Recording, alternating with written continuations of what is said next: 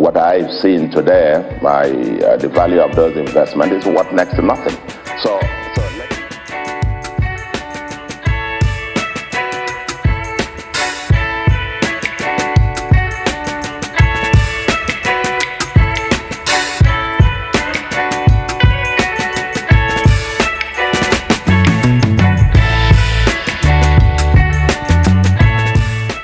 I was going to ask that's why you we've been able to flag off.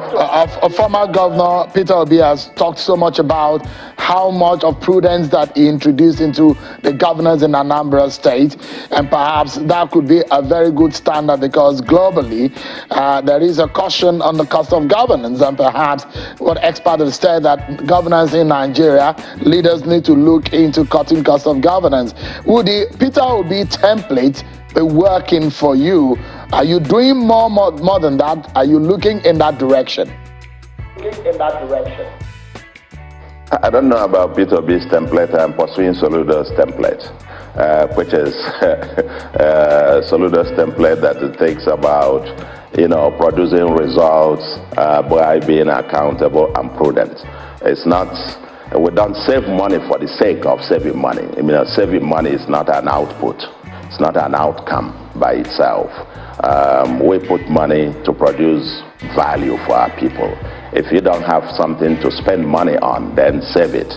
But if you have something, you can't have your people in the hospital dying and you say you are saving money and so on, and poverty is escalating and so on and so forth. Now, our own fiscal prudence is to be able to cut down waste. We've cut down the cost of governance. We've cut down all manner of, we say boycott all boycottables and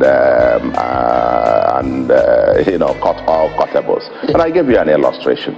When I assumed office, it was costing about 137 million a month on what you might call those cleaning offices and so on and so forth. Various contractors providing services to clean offices, government offices. 137 million a month. We've cut down and negotiated until we've drilled it down. It now costs 11 million naira a month. That's a savings of about 126 million every month. That's the kind of thing that we're doing. Purchase of expensive, outlandish equipments and so on. I'm here at the governor's lodge. We haven't changed one piece of furniture. We haven't bought anything new. It's just what we inherited. Office of first lady, this, and we don't have that. We haven't bought even a bicycle for for use by my wife or something like that. We've kept it nimble. We've kept it focused, fit for purpose kind of government.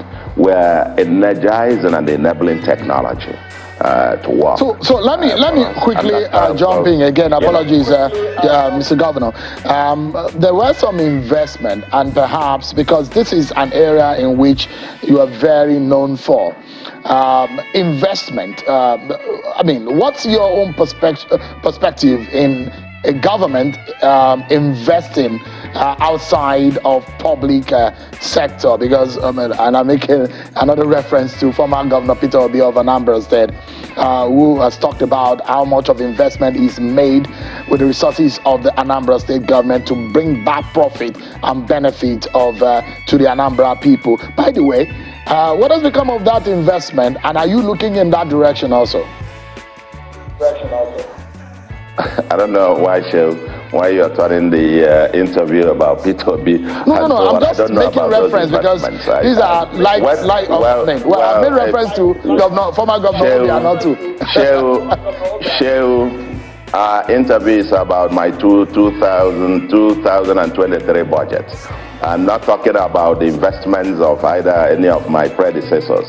By the way, the one that you talk about, I don't know about that. I think there was something I read about somebody speculated about the value of whatever investment. What I've seen today, the value of those investments is worth next to nothing. So let's leave that aside. Let's focus on the kind of thing that first of all, you got to rebuild the public infrastructure. That is building for the future. We're investing in our schools. We're investing in our hospitals. We're investing in those. We're creating Anambra as Africa's leisure entertainment hub. That's what we are, modernizing our cities, embarking on our urban regeneration, giving our people life so that they can have quality air to breathe, controlling pollution, dealing with flooding, dealing with erosion that is ravaging everywhere, and so on and so forth. We're not going to leave those. I'm going to say I'm saving money to go and invest in one private company. And by the way, when you talk about investment, that's an area that I think I know one or two things, and I have been able to do that. We're now transforming Anambra State Investment Promotion and Protection Agency, which is an institution which my predecessor established. That's part of institutionalizing government, and not I and so on. It's the institution of ANSEPA that is the vehicle for Anambra investing in partnership with the private sector. Now I'm taking ANSEPA to the next level. We're now trying to reform ANSEPA to have a financing arm and to become the Anambra Development Corporation. I know what it is, and we'll be working with international development financial institutions, including the AFC, the Afrexim, and the others. And we're going to bring in bankable. We're going to be able to fund bankable projects, private-public partnership projects, whether it's in infrastructure, whether it is in pure private goods, and so on and so forth. We'll be able to leverage these institutions and assets that we have, our balance sheet, and the knowledge and our network that we have around the world, to be able to leverage some hundreds of millions of dollars in investments, not directly into public infrastructure and so on and so forth. So when you talk about investment is not about going to invest in bakery. That's not what the government is about. Because if the bakery goes down, then your investment goes down with it. You've got to invest in the future. All right, now, Governor, just I have just some two quick questions, and one is in the area of security. I bet you that you perhaps did not imagine the magnitude of the challenges you perhaps met in office that you saw, and the manner in which things are flowing. What are your own view or your own ideas of resolving permanently, of course, some of the security challenges that you've met on the ground? And because you are not isolated, you will be talking about a regional solution also into some of it. You and your colleague governors in the Southeast perhaps are looking in that direction. But give us an idea. What do you think can best fix the issue of insecurity that will make the people of Anambra sleep with their two eyes closed? Well, I think first sentence is that relative to where it was when I came, and relative to where we are, I can bet you that most people in Anambra are sleeping with their two eyes closed. There was heightened insecurity. It used to be a daily thing, killing here and there. Before I came in, there's not anything that I saw that I say I didn't expect. The only thing is that you never know the full details until you are on this seat and you get security reports every day, as the case may be. I come from Anambra South. One of my local government is in the South. And you know that I was personally attacked in the broad daylight when I was, meeting with youths. They came to kill me, basically. And none of us, no candidate could campaign in the entire Anambra South then. Even one of the candidates of Labour Party then, Basimalo, is still missing. And so nobody could campaign in the 7 local governments, plus Obi'S in those. That's the state of things. And these criminals were in about 15 camps. And I can tell you today, it's not safe for them anywhere. They've been smoked out in almost all of those places today. All right, Mr. Governor. So because we need to wrap up the conversation, but if you help me just in 30 seconds, it might be unfair to a part of me that wants to learn some economics to listen to your view on this. I'm very sure as a governor, you'll be preparing what your friend, the CBN governor, has announced, the policy of redesigning the naira, and he's told everybody that we should be prepared that in the next next couple of weeks that we will have new naira notes. How much of the preparation are you having in Anambra? So give us your view on the redesigning of the naira, a good timing or bad timing. In 30 seconds, Mr. Governor, if you may. Thank you very much. Again, the last time you tried something and I told you, you're not going to push me. I'm not going to be, as a former governor of Central Bank, I resist and I will resist you commenting on the policies of my successor in office, in whatever form, in whatever way you put it. Anambra will respond as appropriate.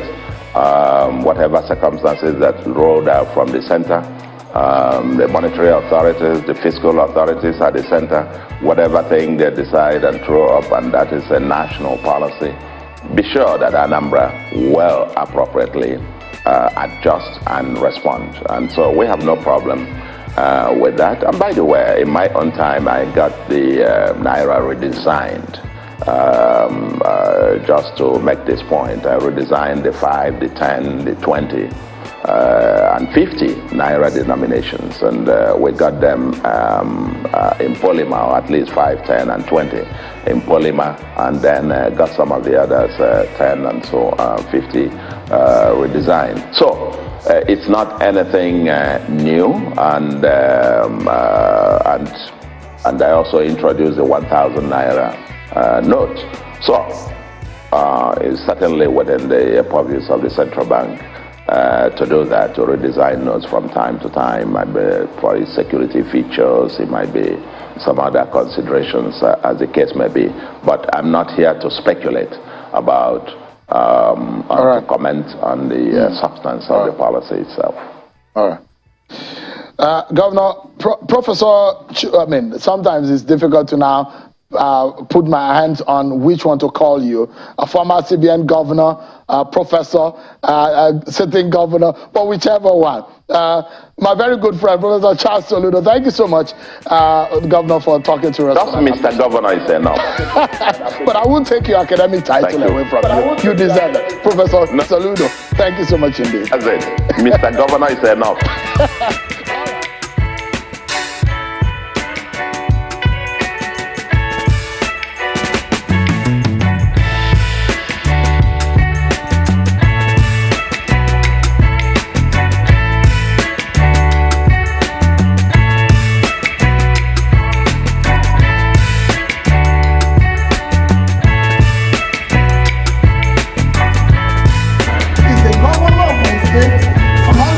My senior brother, even when I'm a professor, I'm a trader.